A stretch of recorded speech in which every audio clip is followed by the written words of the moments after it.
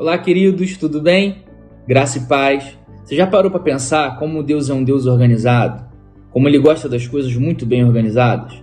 No Evangelho de Mateus capítulo 9, versículo 17, Jesus vai dizer que não se deita vinhos novos em recipientes antigos, velhos. Não dá, não tem como.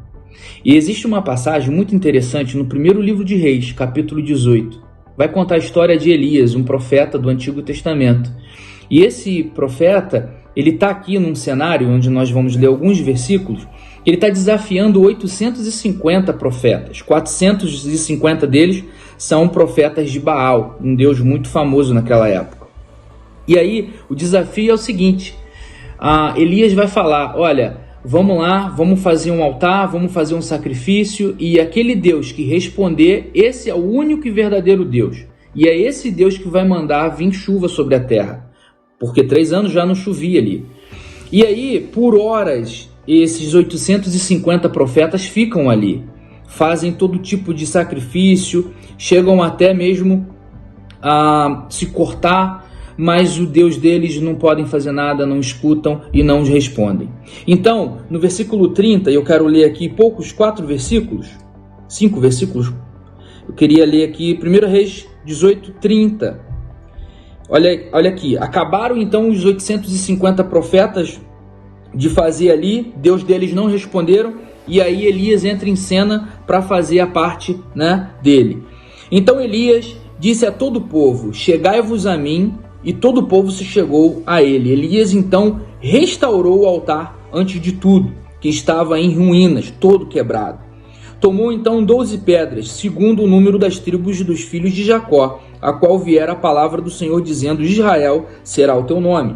Com aquelas pedras edificou o altar em nome do Senhor, depois fez um córrego ao redor do altar, tão grande como para semear 2 medidas de semente. Então armou a lenha, dividiu o novilho em pedaços e pôs então sobre a lenha. Vou pular aqui o versículo 38, porque ele vai então fazendo a forma do sacrifício, preparando o altar, a lenha, até o sacrifício. Versículo 38.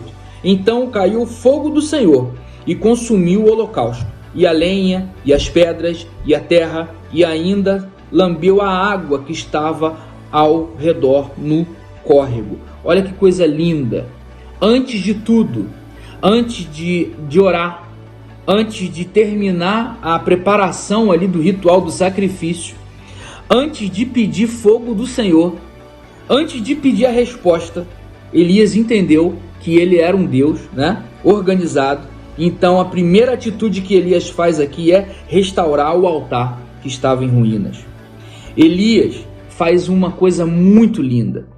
Ele coloca pra gente como esse Deus é organizado, como esse Deus gosta das coisas organizadas. Primeiro livro de Samuel, capítulo 15, versículo 22, vai dizer que melhor é obedecer a Deus do que sacrificar. E olha que lindo, olha o que lindo que essa passagem traz para mim e para você.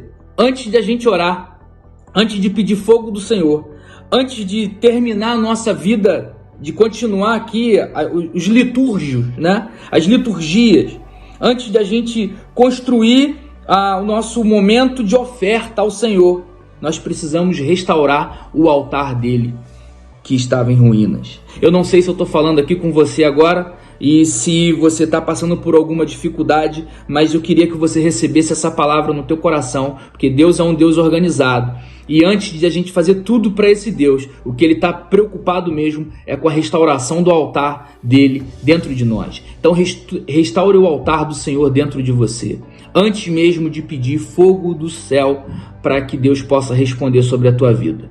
Se preocupe em restaurar o altar. Mateus 16, 24, para terminar aqui, Jesus vai dizer que aquele que quiser vir após mim, renuncia-se a si mesmo. Olha a ordem. Toma a sua cruz e siga-me. Restaura o altar do Senhor dentro de você, restaura o altar do Senhor dentro da sua casa. E aí pode ter certeza, Deus vai te responder com fogo e com muita presença dele em nome de Jesus. Deus te abençoe.